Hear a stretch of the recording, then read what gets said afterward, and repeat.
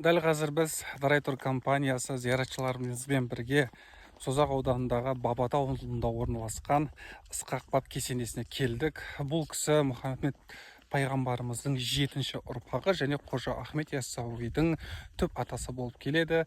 Кезінде дала түркілеріне ислам дінін уағыздаушы, ислам дінін таратушы кісі болған және осы жерге келіп Құран бағыштап кету бүгінгі біздің зияратшыларымызбен бірге сапарымыздың мақсаты болған. Қараңыздаршы, керемет жер. Және осы Ысқақ баб кесенесінің қасында Ысқақ баб медресесі де бар.